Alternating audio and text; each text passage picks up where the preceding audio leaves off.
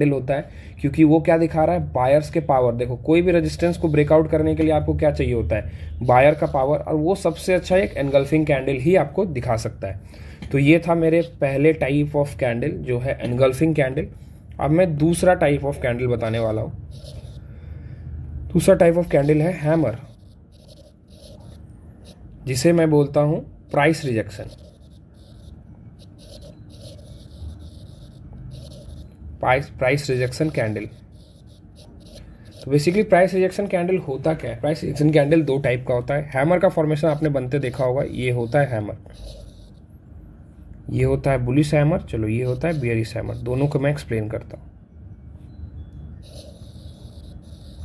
देखो अब मैं थोड़ा दोनों को एक्सप्लेन करता हूँ, दोनों में डिफरेंस बताता हूँ। आखिर ये दोनों को मैं प्राइस रिजेक्शन कैंडल क्यों बोलता हूँ, या हैमर को मैं प्राइस रिजेक्शन क्यों अभी बार बार कॉल कर रहा हूँ या बार बार पुकार रहा हूँ। ठीक है, इसका सबसे सिंपल एग्जांपल है। देखो इसमें क्या होता है ना, बॉडी जो है वो बहुत छोटा बनता है। यहाँ पर देख सकते हो बॉडी काफ़ी छोटा बना हुआ है। दूसरा, मार्केट में वीक फॉर्मेशन काफ़ी बड़े हैं। वीक फॉर्मेशन का मतलब क्या होता है कि मार्केट ने, जैसे मान लो कि ये क्या होता है कि बायर्स ने क्या किया, मार्केट पहले सेलर्स ने क्या किया, मार्केट को नीचे लाया, फिर बायर्स ने क्या किया, मार्केट को ऊपर खींच के ला के इसने क्लोजिंग दे दी।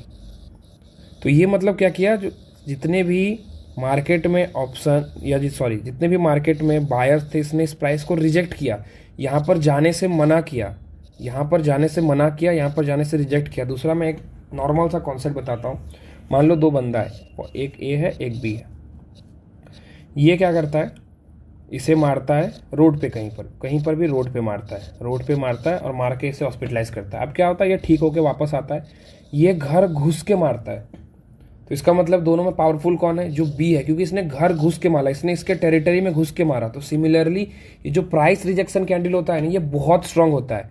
बहुत स्ट्रांग होने का मतलब क्यों है, प्राइस नीचे तो आया बट वापस दम दिखा के ऊपर चला गया।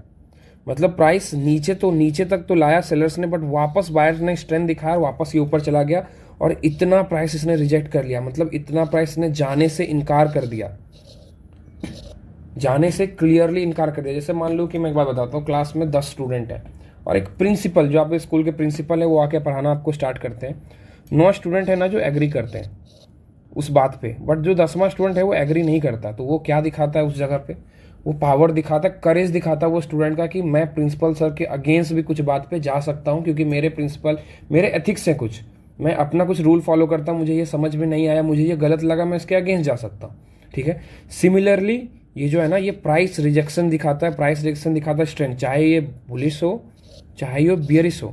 तो मार्केट में जब भी ये अगर एक सपोर्ट के ऊपर एक प्राइस रिजेक्शन बनता है तो ये भी बहुत स्ट्रांग माना जाता है। इसका मतलब क्या है कि मार्केट नीचे तो आया बट वापस ये खींच के ऊपर ले गया। मतलब ये जो जोन है बहुत इंपॉर्टेंट है, मार्केट इसके नीचे नहीं आना चाहता। यहाँ पर बायर्स बहुत ही ज़्यादा एक्टिव है, मतलब नीचे तो जाता है बट वापस खींच के ले आता है। समझ रहे हो बहुत क्लियरली। जैसे विराट कोहली का मैं एग्जांपल देता हूँ। जैसे विराट कोहली को आपने देखा होगा, सब रन मशीन बोलते हैं, विराट कोहली को चेजिंग एक्सपर्ट बोलते हैं। वो क्या करते हैं, हारता हुआ मैच को जिता देते हैं। और उस टाइप के प्लेयर को हम बड़े प्लेयर्स बोलते हैं, उस टाइप के प्लेयर को हम लेजेंड्स बोलते हैं। तो सिमिलरली इस टाइप के कैंडल को हम बहुत स्ट्रॉन्ग कैंडल बोलते हैं, जो प्राइस रिजेक्ट करते हैं, प्राइस रिजेक्ट करके मार्केट को वापस ऊपर लेके आते हैं। क्लियरली समझ में आ गया होगा दूसरे टाइप का कैंडल, दूसरे टाइप का हम कैंडल कैसे यूज़ करते हैं, दूसरे टाइप का कैंडल में क्या स्ट्रेंथ है। देखो हैमर शब्द याद रहे ना रहे, प्राइस रिजेक्शन आपको हमेशा याद रखना है, हमेशा प्राइस रिजेक्शन याद रखना है, क्योंकि ये आपको दिखाएगा उसके पीछे का लॉजिक। देखो मैं हमेशा लॉजिकली बात करता हूँ और लॉजिक का बात बोलता हूँ, अगर कोई भी पैटर्न्स पर हो या कुछ भी पर हो मार्केट में, क्योंकि मार्केट में कोई हैमर बनाने नहीं बैठता है, मार्केट में कोई एनगल्फिंग बनाने नहीं बैठता है। मार्केट में लॉजिक्स के वजह से, सेंटिमेंट्स की वजह से ऐसे हैमर और ऐसे एनगल्फिंग कैंडल फॉर्मेशन होते। तो ये बात क्लियर रखना, ये जो हैमर बना है इसके पीछे का रीज़न क्या है कि मार्केट में सेलर्स या बायर्स इतने स्ट्रांग है कि वो वापस जोन में घुसने के बाद भी मार्केट को ऊपर खींच के ले आते हैं। चलो अब क्या करते हैं, हम तीसरे पॉइंट पे जाएंगे। तीसरा टाइप ऑफ कैंडल जो मैं पढ़ाता हूँ वो है डोजी। बेसिकली डोजी को मैं क्या बोलता हूँ, कन्फ्यूजन। डोजी को मैं कन्फ्यूजन बोलता हूँ, क्लियरली कन्फ्यूजन बोलता हूँ। उसके पीछे का रीज़न क्या है, देखो डोजी टाइप ऑफ कैंडल होता है ना, ये न्यूट्रल कैंडल है, ये काफ़ी न्यूट्रल कैंडल है। ये कैसे बनता है मार्केट में, इस टाइप से डोजी फॉर्मेशन होता है।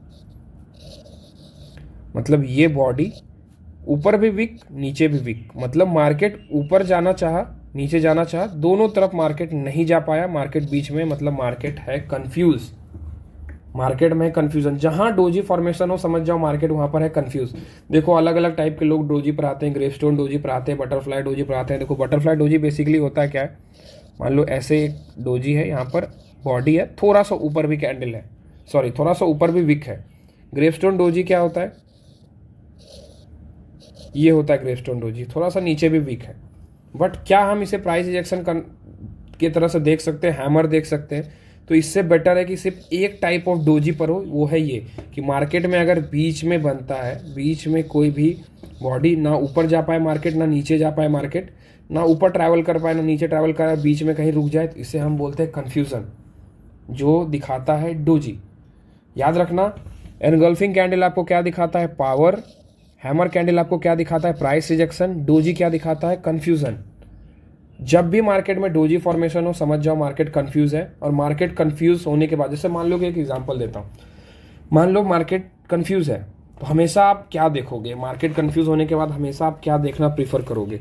जब आप लाइफ में कंफ्यूज होते हो तो आपको एक कंफर्मेशन का नीड होता है। तो जब भी डोजी फॉर्मेशन होता है ना, तो उसके बाद आपको या तो प्राइस रिजेक्शन कैंडल देखने को मिलेगा या तो एक एनगल्फिंग कैंडल देखने को मिलेगा, क्योंकि वो दो ऐसा कैंडल है जो मार्केट में स्ट्रेंथ दिखा सकता है, राइट। जो स्ट्रेंथ दिखा सकता है वही कंफर्मेशन दिखा सकता है मार्केट में, वही कंफ्यूजन को दूर कर सकता है। तो ये हमेशा याद रखना, जब जब डोजी बने तो समझ जाना है मार्केट में एक अपॉर्चुनिटी आने वाली है, क्योंकि मार्केट फिलहाल है कंफ्यूज और तभी इसने डोजी फॉर्मेशन किया है। तो ये थे 3 टाइप ऑफ कैंडल जो मैं आपको एक्सप्लेन करने वाला था, एक्सप्लेन करना चाहता था। और इस 3 टाइप ऑफ कैंडल में पूरा कैंडल स्टिक्स इर्द गिर्द घूम जाएगा, जो मैं थोड़ा सा आपको एक्सप्लेन करता हूँ। अगर इस 3 टाइप ऑफ कैंडल स्टिक को आप यूज़ करना सीख जाओगे प्रॉपरली, तो आपको समझ में आएगा कि मार्केट में कैसे हम ट्रेड करेंगे। सबसे पहले हम यहाँ पर देखते हैं। यहाँ पर अगर देख सकते हो मार्केट में कैंडल बना है, इसे हम किस किस कैंडल में कैटेगराइज करेंगे? ये बेसिकली क्या दिखा रहा है, अगर देखोगे तो इस लेवल का कैंडल क्या कहीं पर बना है? नहीं। तो ये अपने आप में स्ट्रेंथ दिखा रहा है, पावर दिखा रहा है, तो इसे हम एनगल्फिंग कैंडल के कैटेगरी में डालेंगे। दूसरा, चलो मैं थोड़ा सा और आगे आता हूँ, थोड़ा जूम आउट करते हैं, ये दिखाते हैं, देखते हैं। आपको यहाँ पर दिख रहा है क्लियरली मार्केट ने एक प्राइस रिजेक्शन किया है, प्राइस रिजेक्ट किया है, और एक इंपॉर्टेंट जोन पे प्राइस रिजेक्ट किया है, प्राइस रिजेक्ट करके नीचे आया है। तो इसे हम क्या बोलेंगे? हैमर, जो क्या दिखाता है? Price rejection, right. Price rejection के बाद कैंडल मार्केट में फॉल आपको दिख सकता है, जब सेलर्स ने इंपॉर्टेंट जोन पे प्राइस रिजेक्ट किया है। आप थोड़ा डोजी देखते हैं, देखो यहाँ पर आपको दिख रहा है मार्केट कंप्लीटली साइडवेज है, थोड़ा सा ऊपर जाना चाहता है, नीचे जाना चाहता है, बीच में बॉडी, ऊपर जाना चाह रहा है, नीचे जाना चाह रहा है, बीच में बॉडी, ऊपर जाता है, नीचे जाता है, बीच में बॉडी, और मार्केट कंप्लीटली कंफ्यूज्ड है। यहाँ पर देखोगे मार्केट कंप्लीटली कंफ्यूज्ड है। तो ऐसे टाइप ऑफ मार्केट को आपको हमेशा अवॉइड करना चाहिए। ऐसे टाइप ऑफ मार्केट में आपको as an option buyer trade नहीं करना चाहिए, क्योंकि मार्केट जब तक कंफ्यूज है तब तक हमें कंफर्मेशन का, देखो कभी भी लाइफ में कोई कंफ्यूज होता है तो उसे कंफर्मेशन का वेट करना चाहिए। और इस टाइप के कैंडल्स जो मैंने 3 टाइप को कैंडल पढ़ाया है, ये अगर आप एरिया ऑफ इंटरेस्ट पे AOI पे खोज लोगे तो आपके लिए गोल्डन अपॉर्चुनिटी है। ये आपको हमेशा ट्रेड करते हुए मिलेंगे, हमेशा ट्रेड देते हुए मिलेंगे। और बेसिकली दुनिया में कोई आदमी अगर ट्रेड में एंट्री करता है तो सिर्फ यही 3 टाइप के लॉजिक के पीछे, पावर लॉजिक के पीछे, प्राइस रिजेक्शन लॉजिक के पीछे एंड कंफ्यूजन लॉजिक के पीछे, यही 3 लॉजिक के पीछे ये सारे कैंडल में बनते हैं। अगर मैं थोड़ा सा एग्जांपल दूं, आपको यहाँ पर दिख रहा है मार्केट क्या है? साइडवेज है। यहाँ पर दिख रहा है कन्फर्म, मार्केट पूरा कंफ्यूज है, इसने ऊपर से एक प्राइस रिजेक्ट किया है, स्ट्रॉन्ग कैंडल ब्रेकआउट हुआ, दिख रहा है मार्केट में किस लेवल का आपको वो दिख रहा है? पावर। ये सारे पावर कैंडल स्ट्रॉन्ग लेवल के आपको पावर दिख रहे हैं, मार्केट गिरता चला जा रहा है। तो आपको समझ में आ रहा है कि हम कैसे इसे यूज़ कर सकते हैं। आप इसे थोड़ा सा चार्ट पर टेस्ट करोगे तो ईजिली समझ में आ जाएगा। और ये जो कैंडल स्टिक का जो मैंने अभी 3 टाइप बताई, ये पूरा एडवांस कैंडल स्टिक का है। मतलब इस लॉजिक पे, सिर्फ इस 3 लॉजिक पे अगर पूरा कैंडल स्टिक ट्रेड करना चाहोगे बहुत ईजिली ट्रेड कर लोगे। अगर आपने मान लो कि एक सपोर्ट क्रिएट हो रहा है या एक रेजिस्टेंस क्रिएट हुआ, वहाँ पर आपको देखना है कि यहाँ पर मार्केट कंफ्यूज हो रहा है या प्राइस रिजेक्ट कर रहा है या स्ट्रॉन्ग आप ब्रेकआउट कर रहा है। ये 3-4 कॉन्सेप्ट में यहाँ पर आखिर क्या बन रहा है, मार्केट यहाँ पर कैसे बिहेव करता है, उसके अकॉर्डिंगली आप आराम से ट्रेड पंच कर सकते हो, आइदर विथ द ट्रेंड और अगेंस्ट द ट्रेंड। तो इस लॉजिक पे ध्यान देना और बहुत अच्छे तरीके से ये कैंडल स्टिक्स के जो मैंने 3 फॉर्म बताए इसे प्रैक्टिस करो, इसे समझो, इसके पीछे का लॉजिक यूज करना मार्केट में सीखो।